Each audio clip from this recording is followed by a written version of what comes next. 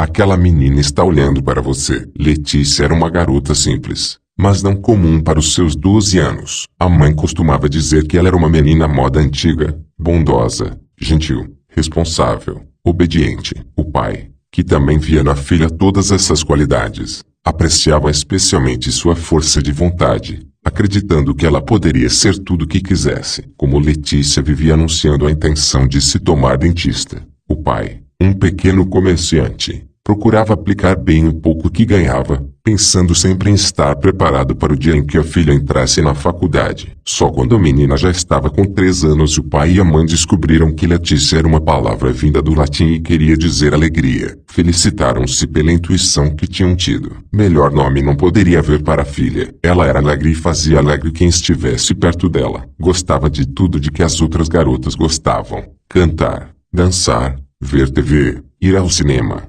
tomar sorvete, comer pipoca, e gostava também de coisas que outras não amavam tanto. Estudar era uma delas. Tinha lido 10 vezes mais livros do que todas as suas amigas juntas. E suas amigas não eram poucas, nem eram inimigas da leitura. Superando as amigas em tantas coisas, Letícia era superada em pelo menos uma. Cada uma delas tinha tido no mínimo 3 vezes mais namorados do que ela, que nunca tinha tido nenhum. Letícia não era insensível aos meninos. Gostava deles, conversava com eles, passeava com eles, dançava com eles nos bailinhos do colégio. Mas não havia nenhum que a fizesse suspirar, nenhum que lhe descompassasse o coração. Ela os considerava iguais. Douglas, Caio, Lucas, João eram só diferentes pretextos para ele expressar o mesmo sentimento: amizade. Assim foi até Letícia fazer a descoberta. Embora tivesse conhecido Ladislau 2 anos antes e o visse pelo menos uma vez por dia,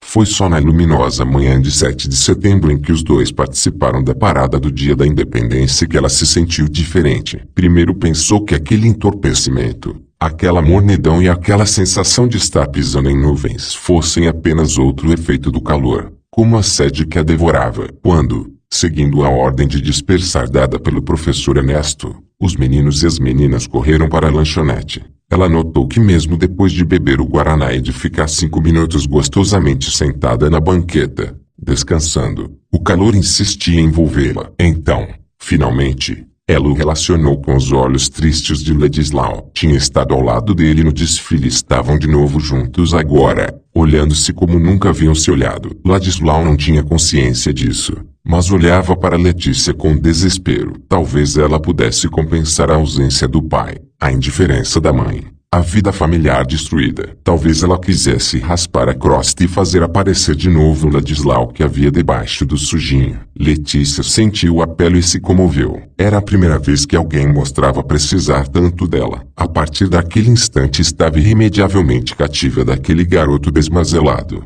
sujo, infeliz, que mais faltava à escola do que ia. Letícia passou a ser confidente de Ladislau. Começou a ouvir com atenção tudo que ele dizia e sua insatisfação, suas queixas, sua permanente disposição de largar o irmãozinho e a mãe ir embora. No dia em que soube que ele tinha ido mesmo, ficou chocada. Havia um pouco de despeito nisso. Ainda na véspera, ela pensava ter um ótimo motivo para acreditar que ele não cumpriria a ameaça. Afinal, podia haver melhor razão para ele ficar do que aquele beijo. Ainda inconformada com a notícia, ela fechou os olhos e viveu de novo, com a mesma emoção, como se tudo estivesse acontecendo outra vez, a cena da tarde anterior. Ladislau não tinha ido à escola, mas quando ela havia saído da última aula ele estava na esquina, esperando, conversando sobre o assunto de sempre, o drama familiar dele. Os dois foram descendo a rua, pela primeira vez de mãos dadas. De repente, depois de ouvir Ladislau repetir que não aguentava mais e ir embora de casa,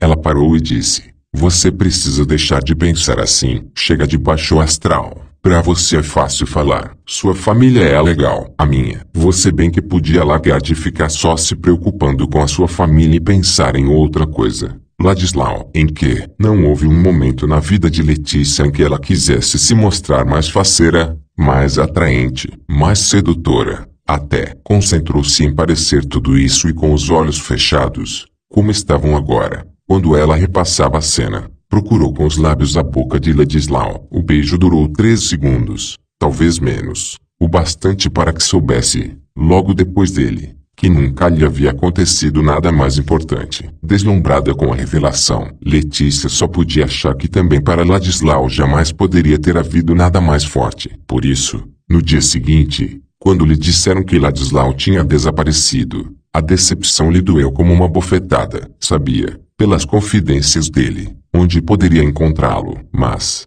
um pouco pelo seu orgulho ferido, um pouco pela promessa que tinha feito de não o procurar, se ele fosse embora, nem dar nenhuma dica à sua mãe, ela retardou sua ida à Praça da Sé enquanto pôde. Chegou a acreditar que conseguiria esquecer tudo, até um dia em que, quase sem perceber como, se viu na Praça da Sé, olhando para todos os lados, procurando em toda parte. Perto da catedral, viu um bando de meninos que se divertiam importunando as pessoas. Aproximou-se tão ansiosa que tropeçou e, para não ir ao chão, precisou se segurar num homem muito gordo que passava. Os dois não caíram por milagre. Os garotos, que tinham visto tudo, não perderam a oportunidade. Começaram a provocar. Ei, baleia, larga a loirinha aí, seu vagabundo. Ó, com acento circunflexo Xuxa. Sai dessa. Esse saco de banha não tá com nada. Com o rosto em brasa, ela procurou se afastar rapidamente. Ainda por algum tempo ouviu os assobios e os apelos dos moleques.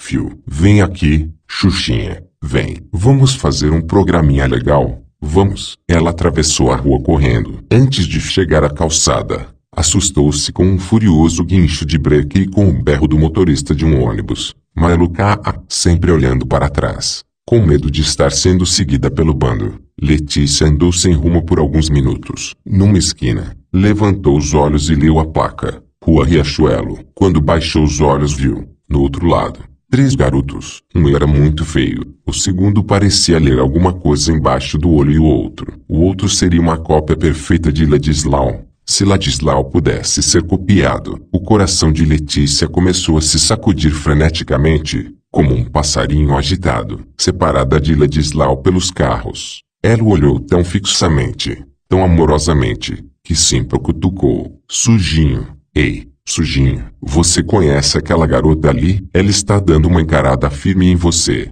Olha lá. Nossa, é a Letícia. É ela. Sim. Sujinho vacilou. Letícia, não. Num instante estava diante dele da sua timidez, aumentada pela expressão maliciosa de Bifinho e de Simpa. Ela foi logo perguntando como ele estava se sentindo na rua e se não ia voltar para casa. Ele não respondeu. Quis primeiro saber como andava o irmãozinho e como a mãe tinha recebido a fuga dele. Letícia disse que o irmãozinho parecia conformado. A vizinhança comentava que ele talvez fosse morar com o pai. E minha mãe sentiu a minha falta. É chato dizer isto, mas ela não está nem aí. Seu pai é que ficou uma fera. Ele diz que ela é louca e que a culpa é toda dela. É dela. Sim, mas é dele também. Você acha que ele quer me encontrar? Acho que sim. Ele até me perguntou se você não contou nada pra ele. Contou? Não. Eu juro. Não é pra contar mesmo. Nunca. Então você não vai voltar? Não. Eu estou bem aqui. Melhor do que lá. Então ele contou como estava vivendo na rua,